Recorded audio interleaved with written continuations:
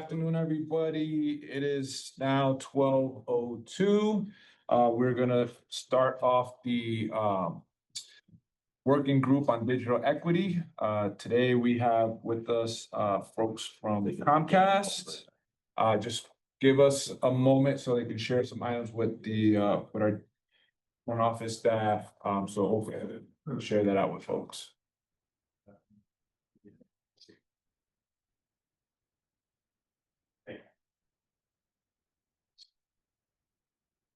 Back. All right. They're gonna scan those and then email. And then they'll email it to her. Perfect. So we have some attachments that were given to us. The office team is going to scan them and then email them out to all the folks who are participants in the working group. All right.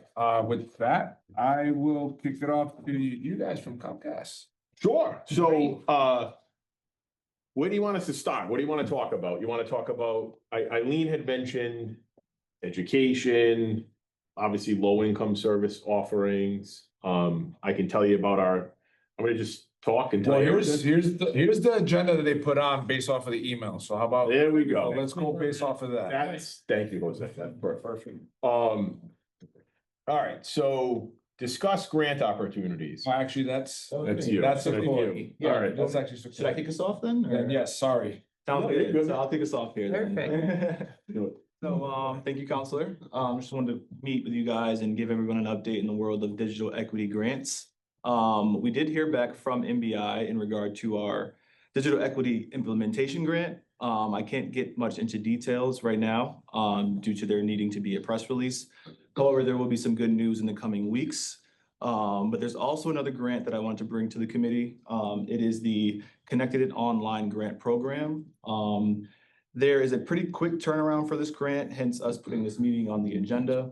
But this grant essentially allows us to apply for between 30 and 500 devices. That would be laptops, tablets, desktops, standard peripherals, and supportive equipment such as remote patient monitoring kits, Wi-Fi access points, etc.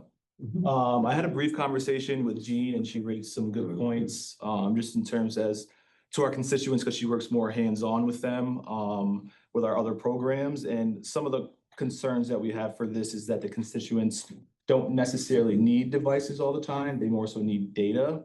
But I do think that it's still a good opportunity for us. The application is due Friday, November 7th, with priority applications being due next Friday. So if we want to move forward, I'd like to get something in for the priority, which is next Friday.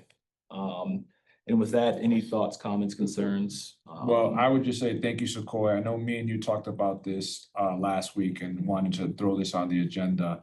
I think any opportunities that we can get in the city to continue the work that this working group has already established, whether it be free devices or data, I think we need to go after it. I'm wondering if there are opportunities to kind of, dovetail off of some of the stuff that we've already done based off of the implementation grant. Are there any ways that we can leverage that with this, on top of understanding, the continual needs for the community out there? So For sure. And I think that there is some opportunities there, with what we applied for implementation to potentially connect the grants, based on the budget we did go for, which were hotspots, that we want to probably elaborate on. got it. So Perfect. Thank you. Seeing a raised hand, Miss Roberta. Yes, good midday, everyone. Good afternoon. If you're talking, we can't hear you. Can you hear me now? Yes. all good. Perfect. Sorry about that. I appreciate the role that the library plays in this in Springfield, but I'm wondering if in addition to the library, there are also community centers, the schools and so forth that might be approached if the library does not need additional devices. I like that. Thank you, Roberta. You're welcome. I like that. And we should definitely check in because I know a lot of times the school department kind of does their own thing. separately, so I'd be curious to see what they're already doing. Mhm. If they are doing stuff, then it'd be nice to what Roberta said, looking at what other community resources or groups out there that this could be applicable Yeah. to. For sure. And I know for myself and other seniors, it's no fun when your device no longer will support the operating system that everybody wants to have now because the other programs don't function on the older operating systems. And it's like, but it cost me X number of dollars. Yeah, but that was 12 years ago. Well, yeah, but. So, I mean, it seems like in the world of computers, 3 years goes by and they say, oh, that's an antiquated thing you got.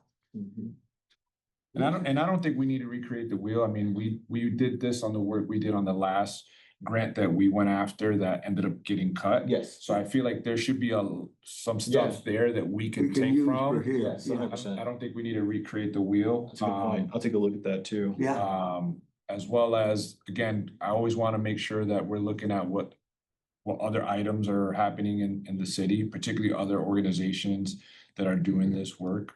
So, yeah, so we can expand the base of people that can be helped. correct. Yes, I want to make sure I shout out my colleague, Counselor Victor Davila, who joined us. Thank you for joining us, Counselor Davila. You're on mute. That's okay. All right, perfect. Any other questions from anybody on this grant that Sequoia is going to be going after for us? And Sequoia, thank you again Of course. for staying on top of these. I know we check in ever so often.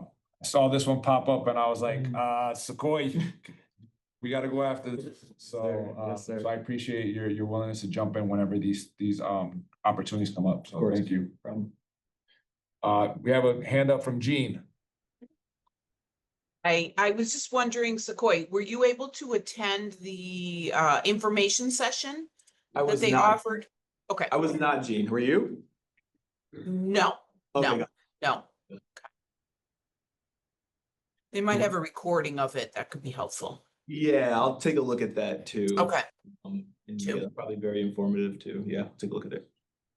Perfect. so, we should be well positioned, just as Councilor Delgado just said, with what we submitted for the other grant, the federal grant that didn't get funded, but also the fact that we have the plan that so many of us around the table have, and many other residents have given input to. We have a plan, so we don't need to struggle to figure out what we are prioritizing, what the needs are. Thank you. Agreed. Thank you. There are no more questions from Mrs. Sepoy. I think that's a go. Okay. Obviously. Sounds like it.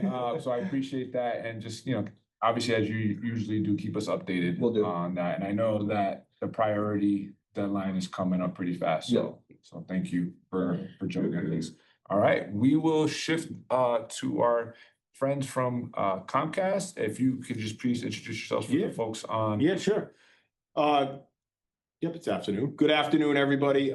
Brad Palazzo. I'm a director of community impact in our New England region. So I cover Western Mass, Vermont, Connecticut, and New York. So it's a pleasure to be with you all this afternoon, and I'll turn it to my colleague, Eileen.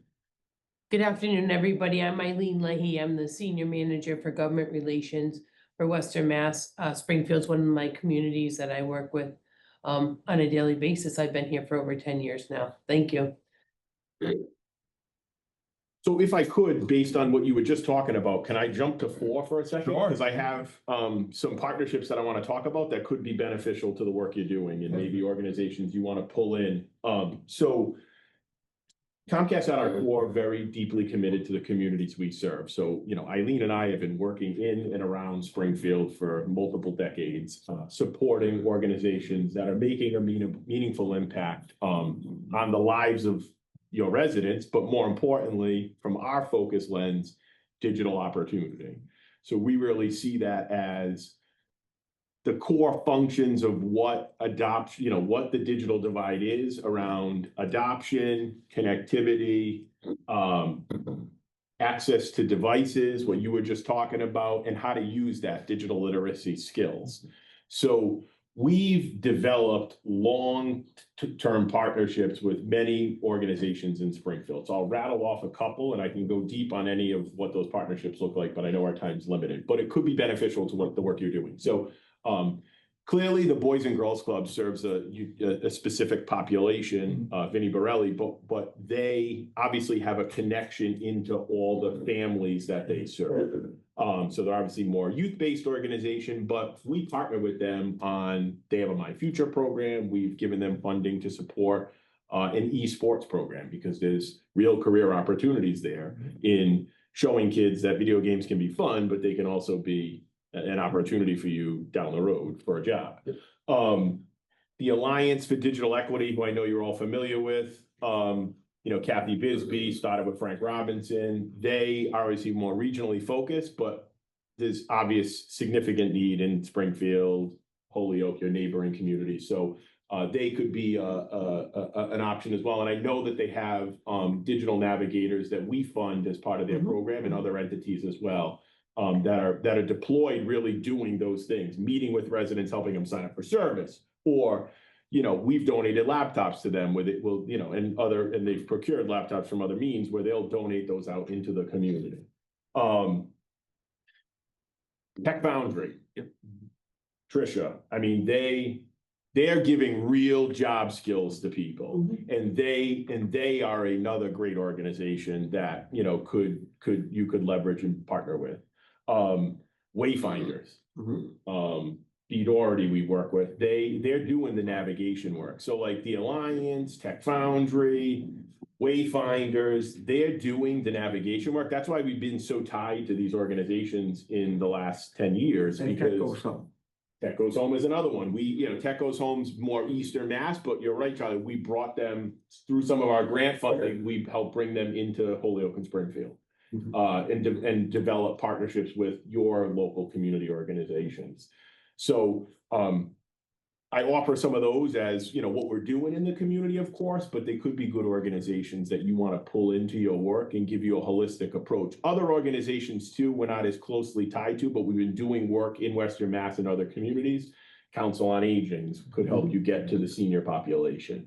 And we've been doing some we call them cyber savvy luncheons, where someone from our cybersecurity office will come in remotely. We'll have volunteers in the room and we'll sit and they'll go through a presentation. It's all stuff that we encounter daily, that text message that says you have unpaid tolls and you don't even have easy pass or whatever. All the smishing and phishing and stuff that goes on. So, but sounds like you got a great plan there, but just offering some of those up. Thanks. And then again, please stop me at any point on the phone or. No, I mean, some of those that you rattled off, we've done. But again, I don't want to act like we know what everybody's doing, because, you know. We're learning. And we don't know what everybody's doing either. So if there's opportunities for like you to educate us on some other organizations There are other organizations. know about that. There are other organizations doing work, and I think part of what we want to, you know, short-term, long-term is kind of make sure that these groups are at least kind of talking to each other. What it looked like was a lot of these groups, at least in my view, maybe I'm wrong, where they were doing a lot of really great work, but they were doing them in silos. And I think obviously you have the group that are doing the work, and then you have the funders and folks like yourselves, right? And so how do we make sure we connect, so we align, so that we know what's going on? So if there's any gaps that are missing, that we are having those conversations about that as well. So I really appreciate just the continued in that. Mr. Howard has a question on there. Yeah, sure. Go ahead, Mr. Howard.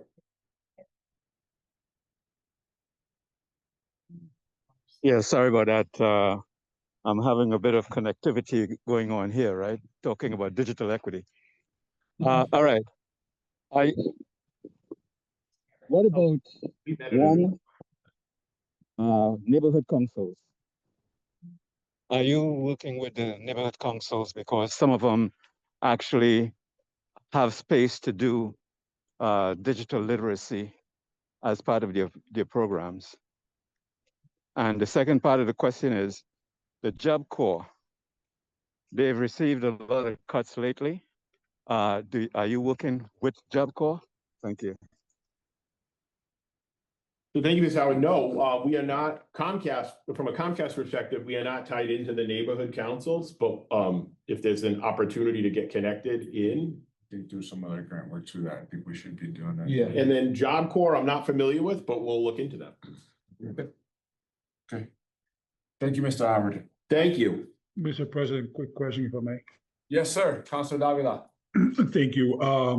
Good afternoon, everybody. And I'm sorry, the gentleman from Comcast that just spoke. Brad Palazzo, how you doing, Councilman? Go ahead, Brad. Good. I like your energy, Brad, and your Yeah. enthusiasm. Brad,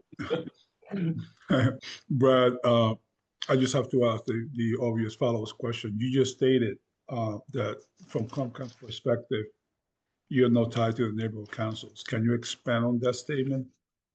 Oh, yeah, we're just not connected in to the right folks to work with them, but we'd be happy to get connected and see what partnerships can be built from there.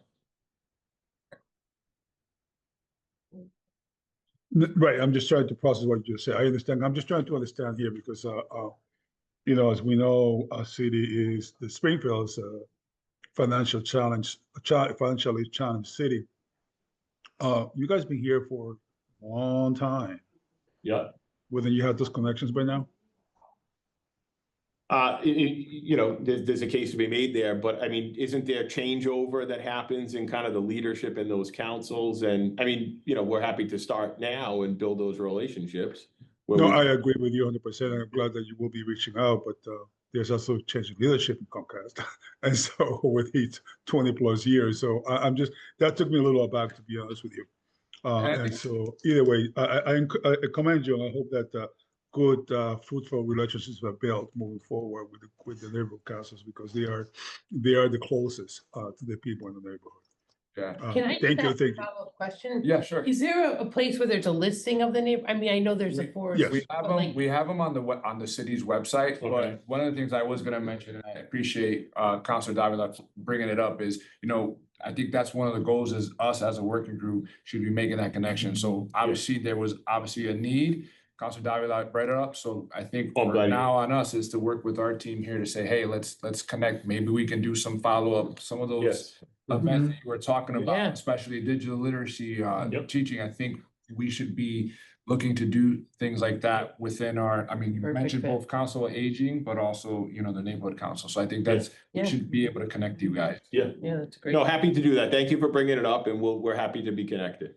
No, Brian, thank you, Brad. Thank you, Mr. Chair. Relationships. Thank you. I have another question from Miss Roberta. Yes, one of the concerns that I've heard from the community in general has to do with the high cost of internet access.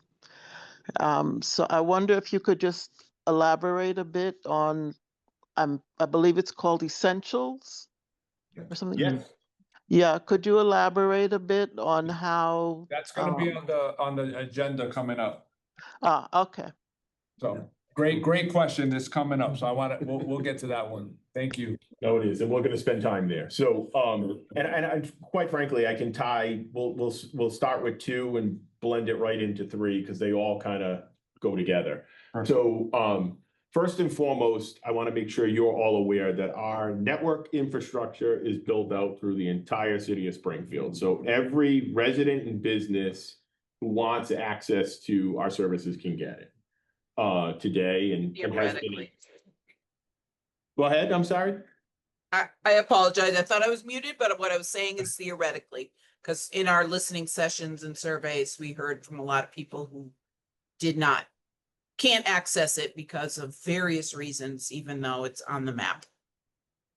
Okay, could I follow up? Would you be able to expand on, I guess, maybe, do you know offhand what some of those reasons might have been, and you probably don't have these, but we get addresses of individuals that are stating they can't, because I can tell you factually, the network is built through the entire city and they can get access to our services. So what I will say, Brad, is, you know, we did finalize a report. I'm happy to have that shared with you guys. Yeah. I think you guys should take a look at that, because this committee worked even before I was here on a lot of that work. Sure. And so there are definitely concerns there from accessibility, obviously affordability, that you guys can look at. And I think wherever we do get those challenges, like what Gene is bringing up in terms of, access, I think we do want to flag that because Definitely. I want to make sure that whatever you guys have out and what you're saying is out is happening. And if there's a disconnect, which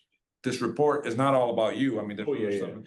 but if there are some access issues, then we would love to have that addressed as part of the work that you guys are doing. Yeah, and we can, in a future iteration of this discussion, go down different pathways on this, because I know we had met with the Pioneer Valley Planning Commission and shared, and we're happy to do it again. We shared maps of the You're right. entire city to show our network built through the entire city. So if that could be helpful to the city council and all of you, we're happy to do that. I mean, it might be just something that, like, to Gene's point, I've heard the same thing before as well. Sure. So I mean, if, maybe it might be helpful at some point to have some type of a session with folks in the community where we're flagging that, or maybe, answering questions on that issue.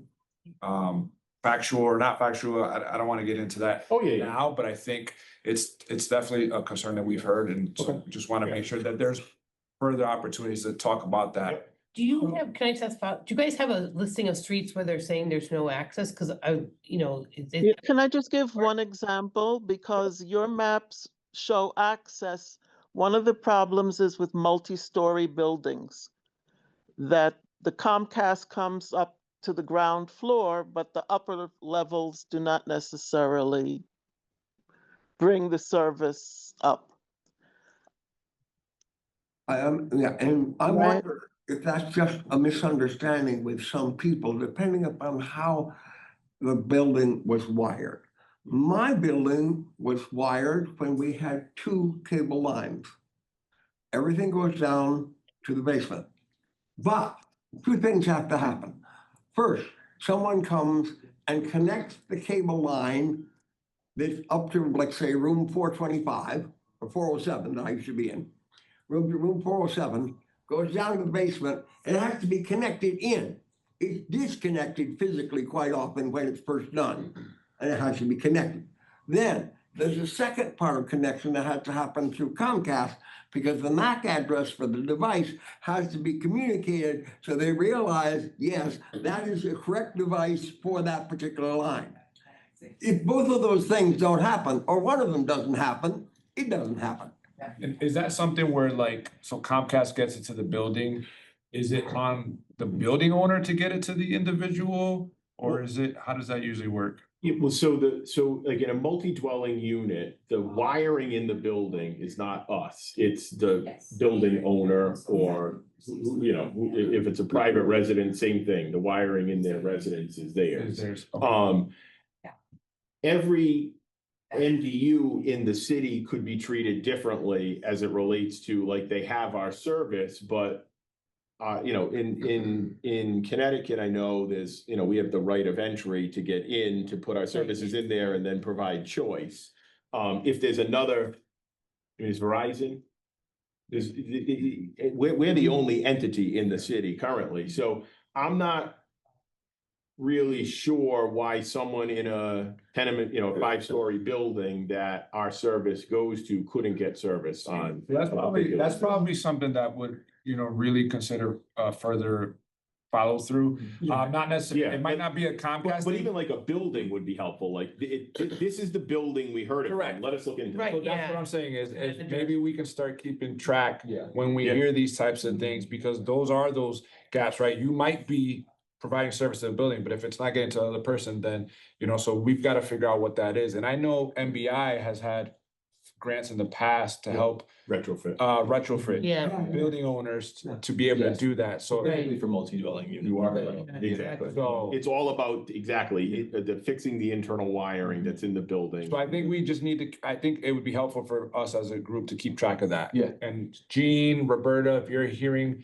or anybody on this group, if you're hearing those type of things, we should keep track of that and then figure out what's the solution, whether it's talking to the biz owner, whether it's pushing folks to NBI for some of these grants, whether it's, I don't know if Comcast, there's anything else they can do to kind of get those going, but I think that warrants further discussion. Yeah, agreed, and we'd be happy to, you don't need to be like, if you wanna, with this group, share our information, and if folks wanna send I would love stuff that. ad hoc, I would, you don't have to, Absolutely. yeah, if you're talking to a person tomorrow at some event and they bring up, I'm having an issue, get their address and send it to us. perfect. And then we'll check with our network engineers to, you know, to see, make sure the network's solid in Yeah. terms of like if they're just having intermittent issues.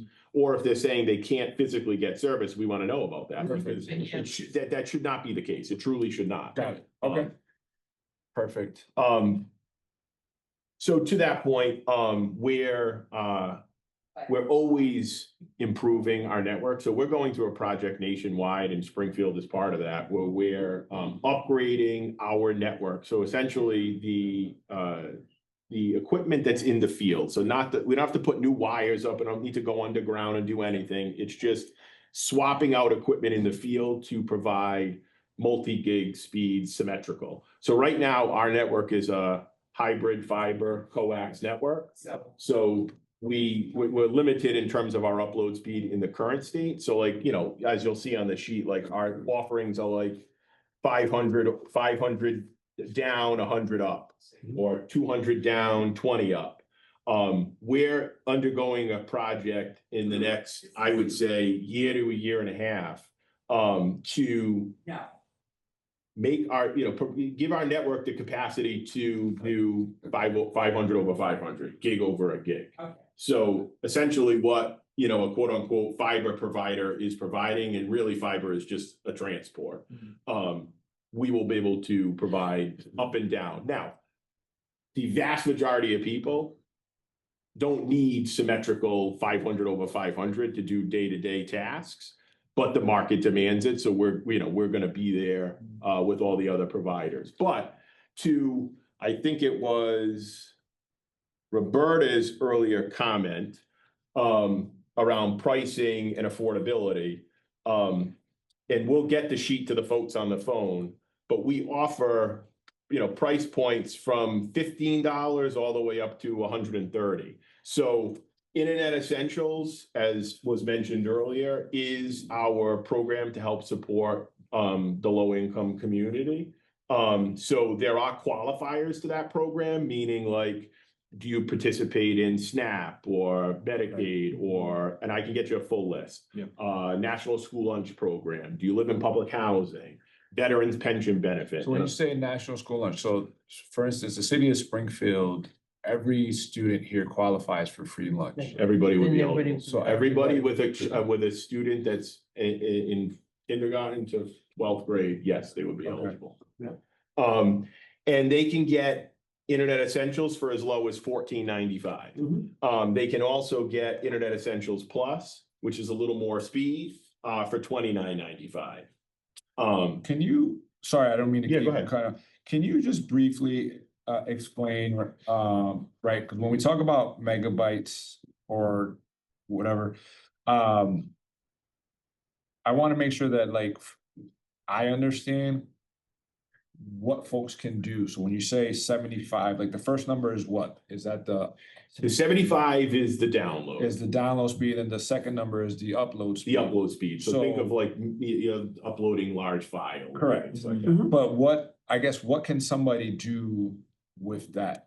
I have Internet That Essentials, capacity. I can do everything. You can do everything? Yes, what I don't have a lot of, which is difficult, Bandwidth?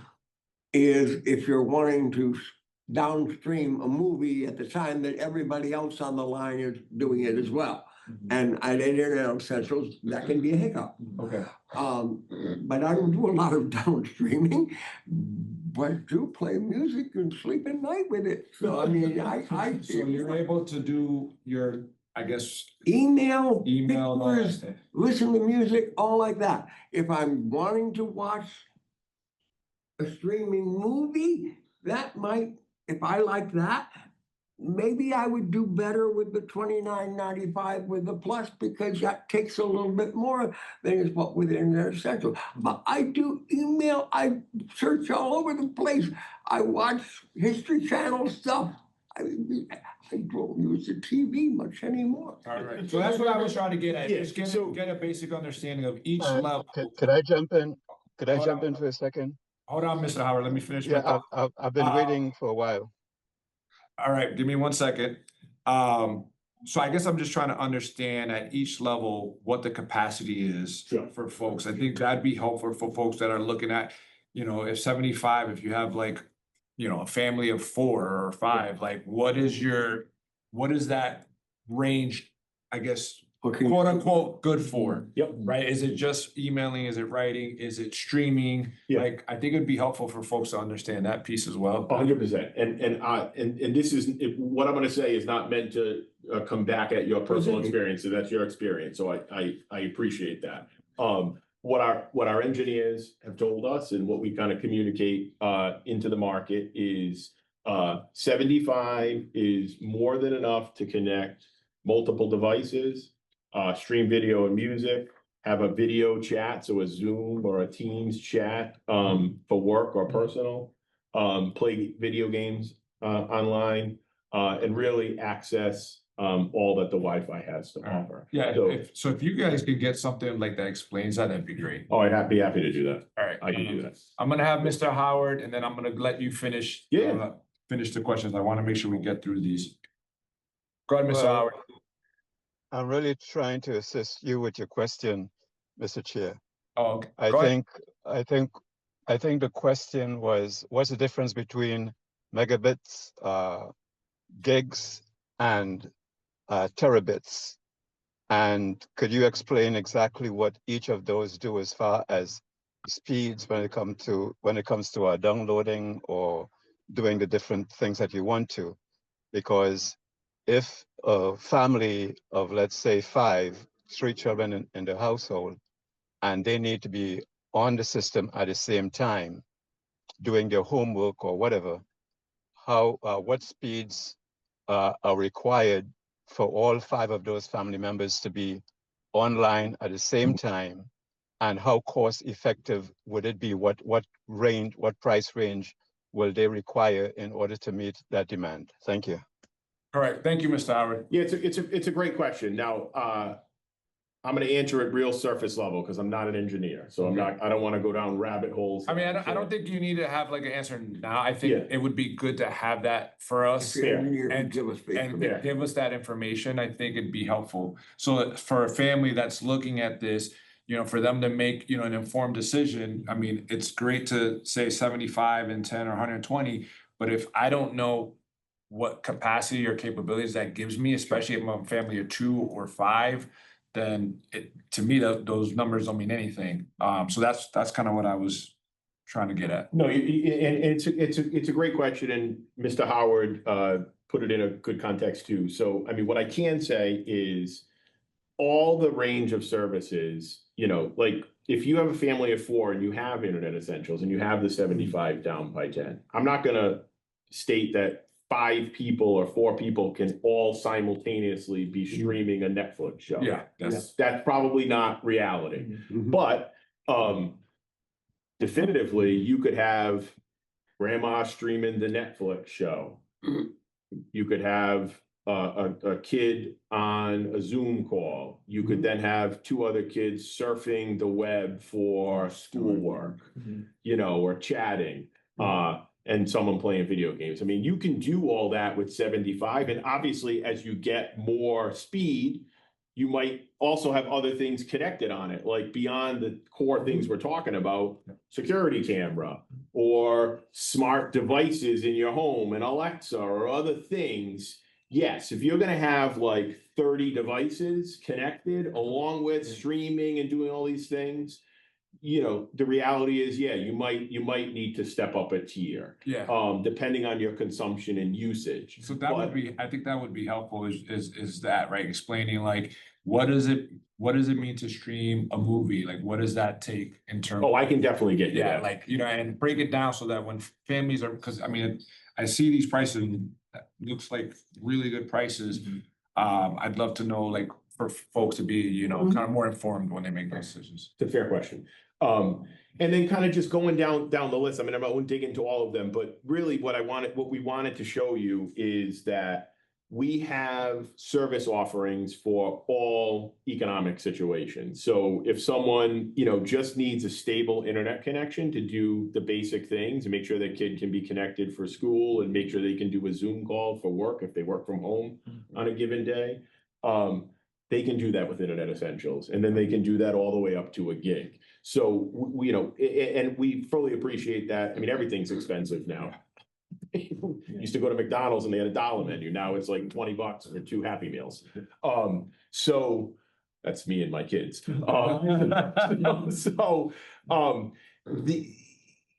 There's an array of options for folks to connect. You know, we want to make sure everyone is connected to an offering that makes sense for their household budget. And I think we do a good job in that. I definitely think we can help better inform you with some use case examples around speed and what, you know, maybe the best speed packages would be for different scenarios. So I heard you loud and clear on that, Counselor. So we'll certainly get you that. And then I just want to pin in quick on Now, because Now is a step above Internet Essentials, but you know, we understand that with Internet Essentials, it's a specific subset of the population that are receiving some type of benefits. But we all know that there's a lot of people struggling just above that may be receiving those benefits. And that's kind of why we created Now. It's a prepaid service. So it's paid a month ahead and you can cancel it and start it at any time. And it's at a pretty reasonable cost. You can get 100 over 20 or 200 over 20 for between $30 and $45. And the equipment's included with that. And that is a great option for someone that doesn't qualify for Internet Essentials, but is not, you know, making millions of dollars and still is looking for cost savings like we all are. So I just wanted to mention that. And then the other speed tiers are pricing wise, and I'll get you the detail on what they can do. But from a pricing standpoint, it's pretty comparable with other folks in the market. So just a quick interjection. Yeah. At 100 over 20, Yes, sir. the difference is 5 cents. Yeah. Correct. Yeah, so somebody who's struggling, they're paying only 5 cents more than the person that's on program. Yeah. So that, I just wanted to make sure that I was reading correctly. Got it. And the other thing I'll say too is, like, you know, the Internet Essentials, I'm sure you all know this, but it has been available to people in Springfield and all of our communities since 2011. So this isn't something like new that we put into the ecosystem around COVID or anything like that. We've always had this, and quite frankly, that program has evolved significantly. Like when you talk about speeds, when that first came out, you know, 14 years ago, it was like 1 megabit down. Now it's up to 75 megabits down. And we've evolved, you know, through talks like this and working with community partners and working with local city councils and different leaders in the communities. That program has evolved significantly in terms of who's eligible, you know, like the NSLP thing you brought up earlier, Councilman. You know, that essentially any school district in our footprint that has over 40% national school lunch program, it's auto qualified. So Springfield certainly is. Yeah. So other communities like that, including Springfield, to your earlier point, everybody can access it. So I do think, you know, whether it be dealing with the neighborhood councils, you know, our partners all know this, but communicating some of these finer points that are just, and it can be done in a digestible way, but like, you're all eligible. So like, if if you don't have internet service at home and want internet service, you can sign up for Internet Essentials. Okay. So, before you keep going, Yeah. Brad, I just want to make sure I announce my other colleague, Counselor Brian Santinello, who joined us. Thank you for joining us, Counselor Santinello. And Brian. and then there were a couple questions on the chat. I wanted to make sure we got to. Yeah, so related to the bead survey, I'm not handling that specifically, but yes, we're intimately involved with MBI and NTIA on the results of, oh no, I don't know, is that, what is the bead survey, is that the serviceable addresses and who doesn't have, you know, based on the mapping, or is that a specific survey for Springfield, like through residents? Statewide, there were ways that individuals could send information about the Yep. speed they can receive. They could do a test, and so it's addressing addresses, but also quality of the service, Yeah. whether it's minimal or not. Yep. Our group is very engaged in that, working with MBI in the state. And Okay. then do you have service offerings for people who have been behind in their past Comcast bills? What do they need to do to be eligible to reduce their cost plan? So if they're behind in their bills, or they've been, is that essentially like if they've been turned off for non-pay? Is that kind of where you're going? Yes, a lot of people have been challenged to take advantage of or to sign up for the reduced costs that we got your flyer on that, because in the past they have not paid their bills on time, they've been slow, what have you, and that's been an issue. People have not been allowed to join that, if they've had that type of payment history in the past. Yeah, so And go ahead. And you mentioned that everyone has service options, so that's offering, so that's why I wanted to ask that. No, it's a good question. If they have been turned off for non-pay, they would need to call our collections team first to, you know, and they would work with them on a payment plan, you know, depending on what level they owe. They might not even have to pay back all of it. I don't know the ins and outs of how our collections team handles that, but they would need to clear that.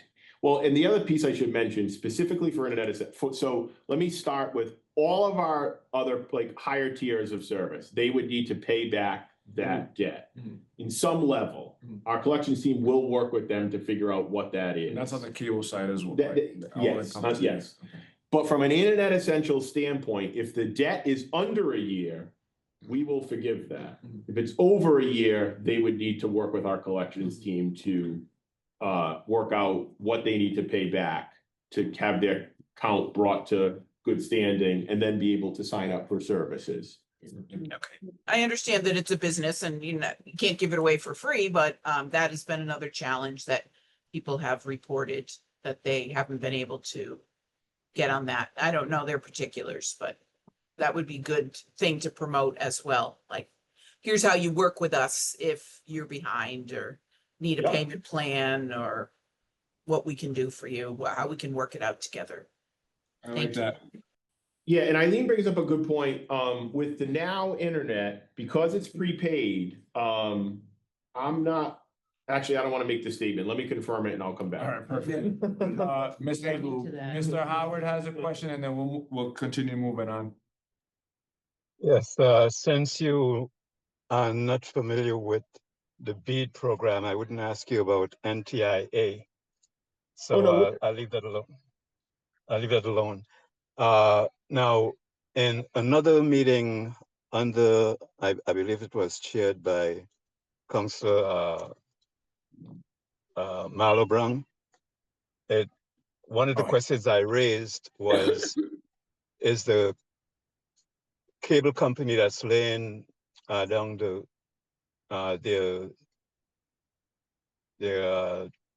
broadband access, at that time it was on Worthington, Florida, Bowden Street. And now I see that, I don't know if it's the same company that's also working on Worthington. From what the response was, that this one company was one of many who have properly made arrangements with Comcast to utilize their system. I don't know exactly how to, it's like a hub, like a conduit. If that is correct, and if my understanding is correct, how many companies are working with Comcast to provide broadband access using their conduits. I hope you understand what I'm trying to So say. I know, I remember this question, he did, Mr. Howard brought it up at a previous, and we brought up in front of GoNet Speed. Yeah. But it wasn't a GoNet Speed, and essentially they were doing some work on the Worthington Street area on the poles or the ground or something like that, so. Yeah, I'm not aware of any companies that our network is our network, so we don't, you know, we don't share.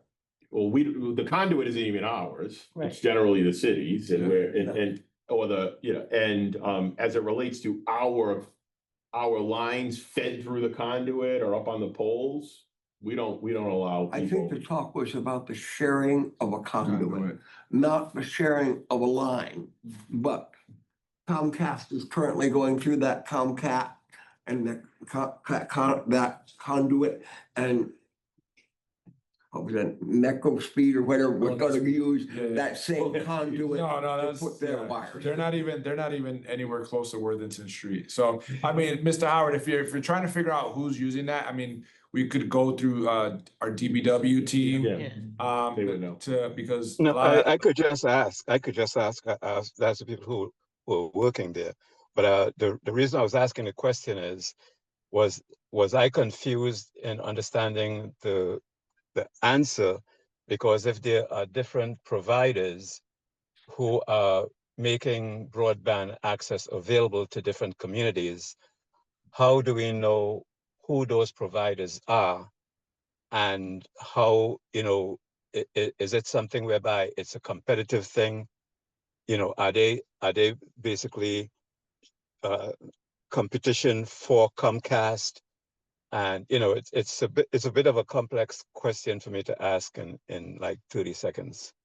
No, I get Thank it. you. And if, in my opinion, if any companies are coming into the city to do it, like GoNet Speed, it's on them to get the word out to residents, right?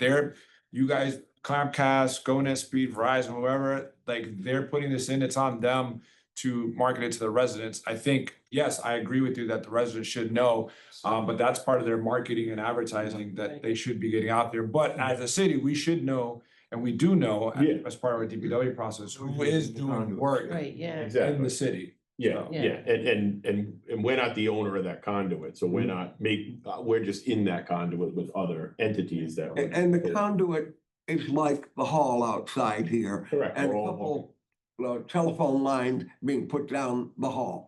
One is for one and one is for another. It's not the same wire. It's just. You are correct. Right, So like yeah. when GoNet Speed builds out in Springfield, our network is built out. Mhm.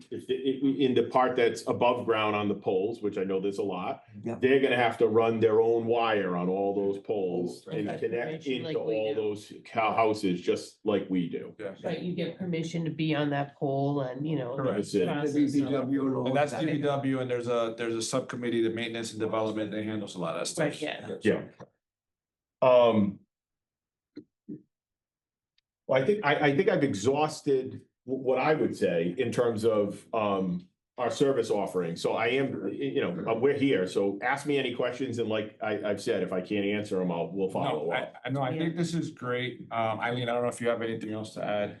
No, Brad's the master getting you. I don't want to even try. No, I appreciate you guys coming here, continuing to inform us and educate us on the offerings that you have specifically for folks who may not be able to do those really expensive plans. So continue to do that. I think that the takeaways that I got was, particularly on these plans, is just if there's something that we could do to better educate our residents in terms of what is the capacity of these different speed levels for your average family, what does, you know, streaming take up, right? Like having some type of knowledge so that folks can make informed decisions. And then secondly was to make sure that we get you connected to our neighborhood councils, which I think that's something I'd like to, you know, Oh, yeah. work We with can- you guys on. please. Especially when it comes to educating, you know, our seniors and things like that on some of the things to be careful of. So that was two. And then a continued collaboration when it comes to finding areas of where you guys are presently offering service, but the resident might not be connected because of a multi-dwelling unit. I think, you know, it'll be on us and our team to continue when we find those things to give it to you guys.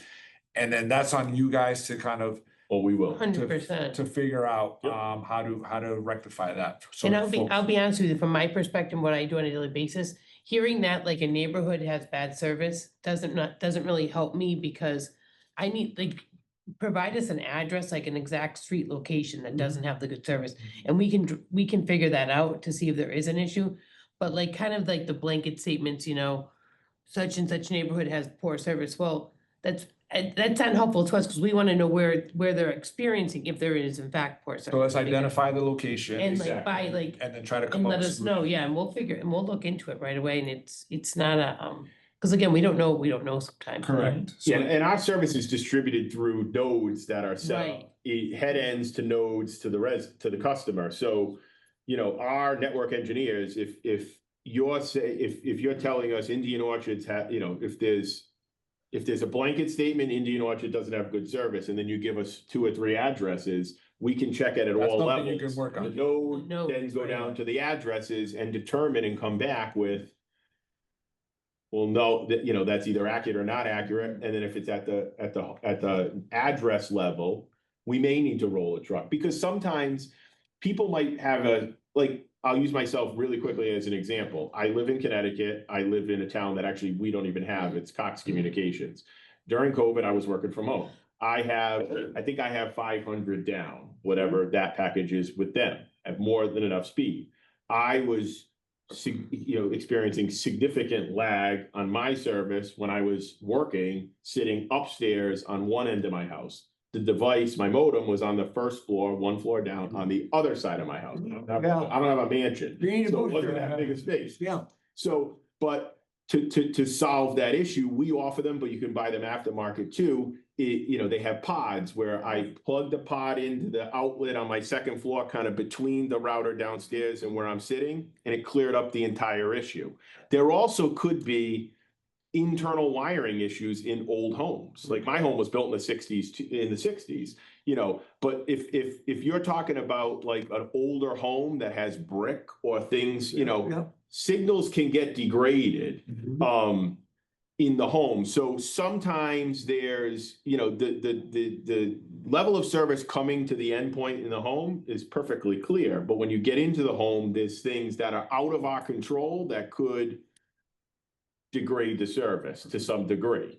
Whether it be Wi-Fi signal not passing through a cinder block or brick wall properly, or old wiring in the home. Got it. So, yeah, and I would say that, so thank you for that. And then the third piece I was just gonna say is obviously, continuing to inform residents, Yeah. right, of these, but also going back to the piece that Gene brought up in terms of folks who might be in collections, right? Like, how do we, you know, better educate them? Because at the end of the day, you guys are a business, we understand that, but we also want to make sure that if there are options for folks, that they know about that and that they're being helped to get that. Because if, for instance, it could be something that somebody's just in a really big package that, you know, they can't afford. And how do we help them figure out the collection so they can get to this internet, so that if it's cable that's preventing them to get to this internet, like helping them. So I want to make sure that we have those type of things as well for our folks. Absolutely. And I would, Agreed. even if you have like a link on your website that we could like link to, if folks have questions on your service, maybe we could do something online and say,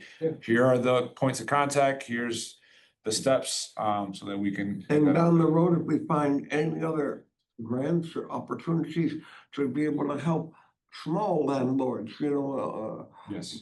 under 4 units or something, it's one family, but getting the wiring in there up to a second unit that used to be Tommy's room and now they're renting it out.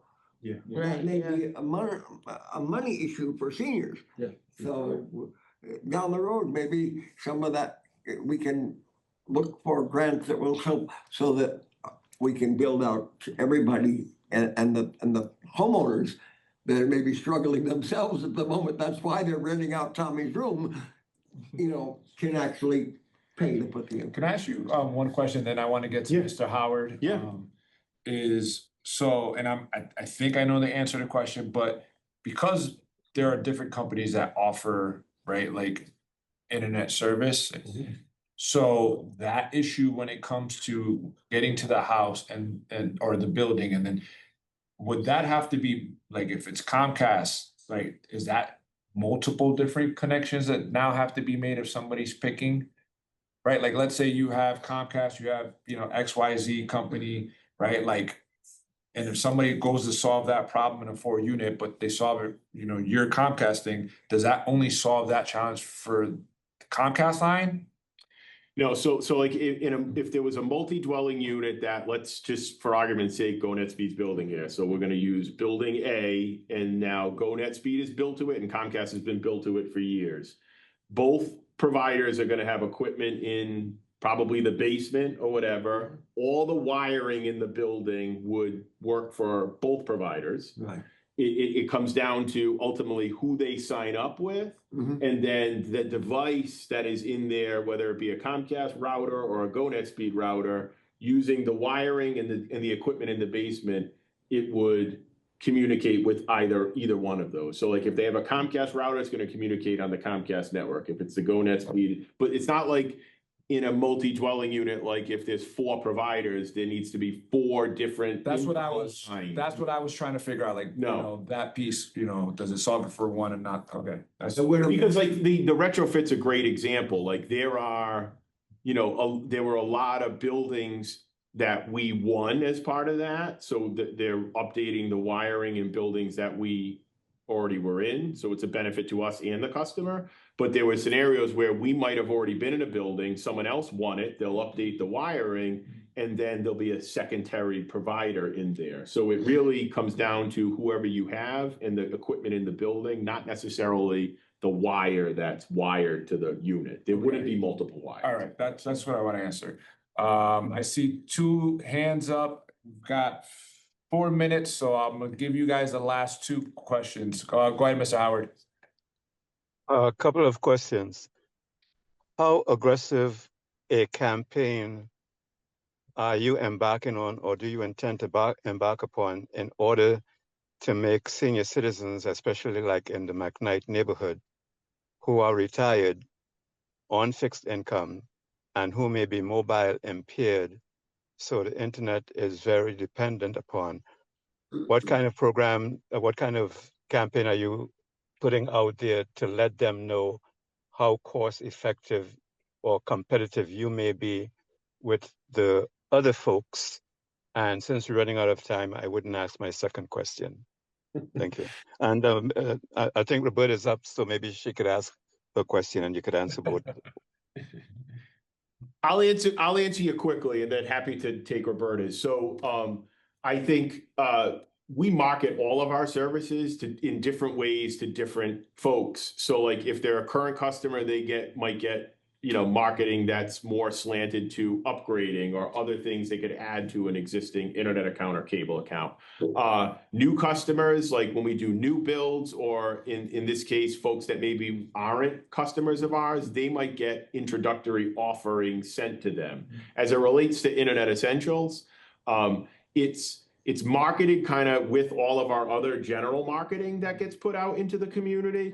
But Eileen and I are really tasked with, that's why these meetings are so important. A lot of the partners I've mentioned, like the partners have been helping us share this information directly to the community. And part of that is we all deal with it in our consumer, when we have our consumer hat on.